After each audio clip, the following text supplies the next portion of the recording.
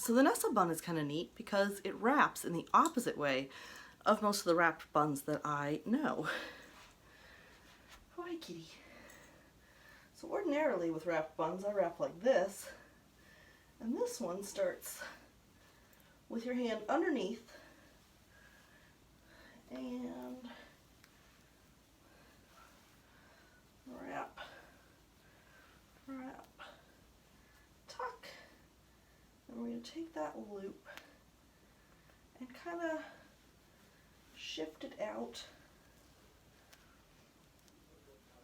over those wraps a little bit. Here, stick in.